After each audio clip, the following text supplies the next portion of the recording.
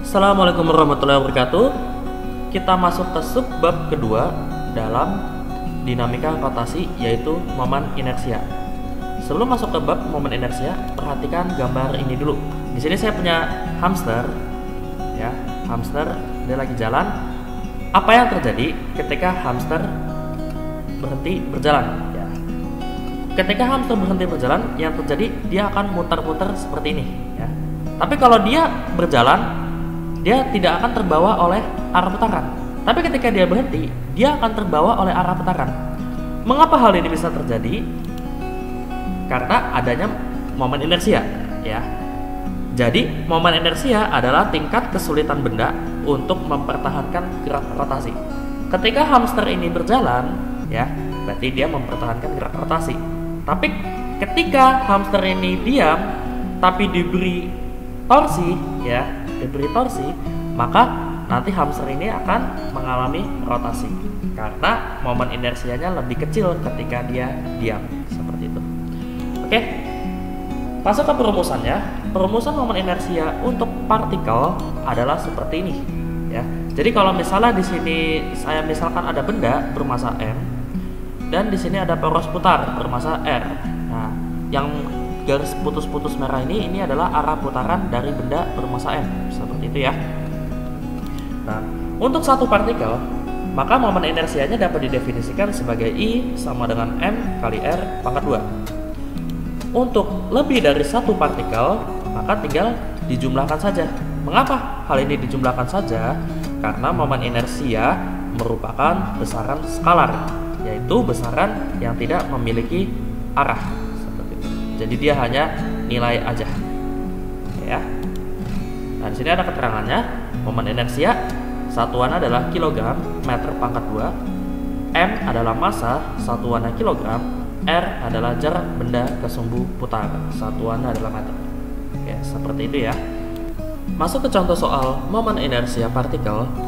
4 partikel dihubungkan dengan batang kayu yang ringan dan masanya diabaikan seperti pada gambar berikut, ya. Jadi di sini massa batang kayunya, ya, yang diabaikan. Jadi setiap batang ini dia tidak bermassa. Jika jarak antar partikelnya sama, yaitu 2 meter, berapakah momen inersia sistem partikel tersebut terhadap poros PQ, B poros RS? Jadi ketika kita tinjau poros PQ, berarti RS-nya tidak ada poros, gitu, ya. Ini bisa kita abaikan dulu. Tapi ketika kita tinjau RS, berarti PQ-nya bisa diabaikan garisnya, seperti itu. Oke, di sini diketahui kan jarak antar partikelnya sama, yaitu 2 meter. Artinya dari sini ke sini 2, dari sini ke sini juga 2, ini sini juga 2, seperti itu, ya. A, momen inersia sistem partikel terhadap poros PQ, ya. Nah, karena ada 4 partikel, maka ada 4 momen inersia, seperti itu.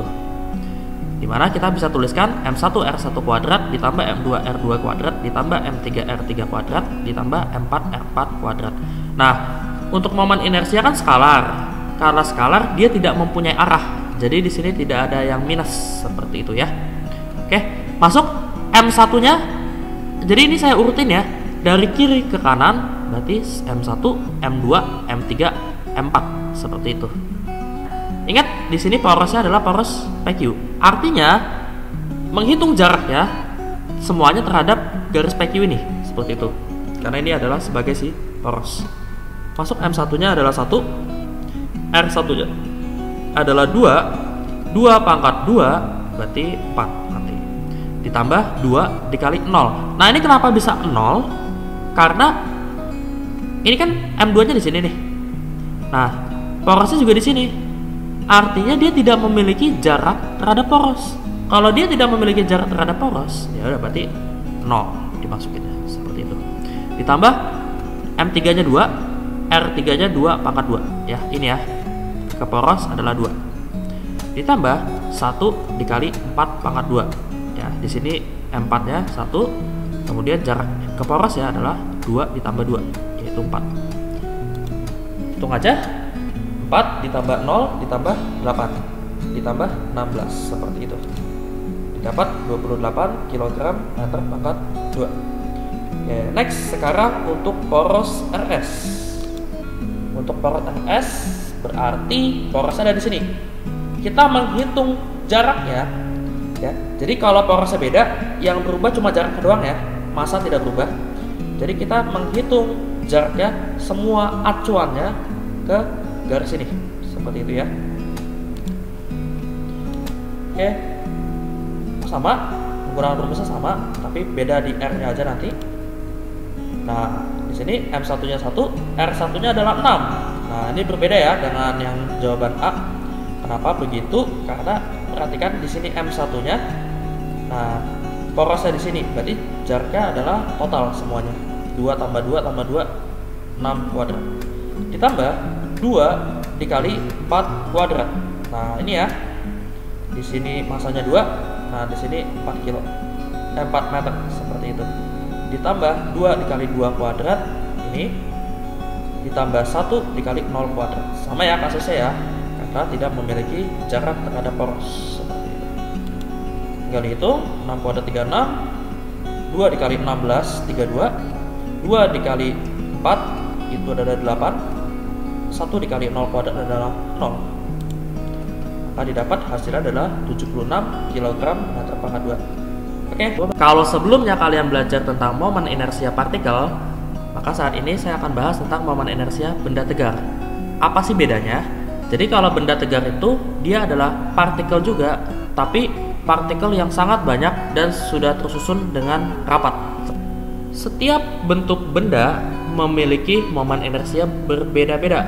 Misal bentuknya adalah bola pejal, silinder pejal, ataupun bola berongga. Momen inersia benda tegar itu dapat dirumuskan sebagai I sama dengan K mr pangkat 2 ya. Mirip dengan momen inersia partikel, tapi kalau untuk momen inersia benda tegar ini ada nilai K, di mana K itu adalah konstanta rotasi atau jari-jari girasi. Untuk setiap benda atau bentuk itu berbeda-beda ya nilai K-nya. Nah, kalau di batang itu panjang adalah L ya, bukan R. Tapi pada hakikatnya sama aja sih, seperti itu. Nah, kalau porosnya di pinggir, dia berbeda nih nilai K-nya. Nah, mengapa bisa berbeda? Balik lagi, momen inersia itu kan tingkat kesulitan untuk memutar benda. Kalau porosnya di ujung, otomatis lebih sulit memutar benda dibandingkan dengan porosnya di tengah. Maka dari itu, nilai K-nya akan berbeda. Seperti itu ya. Ini kalian tinggal hafalin aja. Untuk silinder tipis berongga itu I sama dengan mr pangkat 2. Untuk silinder pejal I sama dengan setengah mr pangkat 2. Bola pejal I nya sama dengan 2/5 mr pangkat 2. Bola berongga I nya sama dengan 2/3 mr pangkat 2. Nah, apa sih bedanya bola pejal dan bola berongga? Kalau bola pejal itu berarti dia ada isinya seperti itu. Jadi isinya tuh padat. Tapi kalau bola berongga dia tidak memiliki isi seperti bola plastik seperti itu ya. Jadi ada luarnya tapi dalamnya hanya udara. Nah, itu disebut sebagai bola berongga. Otomatis konstanta rotasinya itu berbeda. Kalau bola pejal 2/5 konstanta rotasinya, kalau bola berongga itu konstanta rotasinya adalah 2/3. Oke, like and share kalau kalian suka dengan video ini. Komen kalau ada yang belum paham. Terima kasih. Wassalamualaikum warahmatullahi wabarakatuh.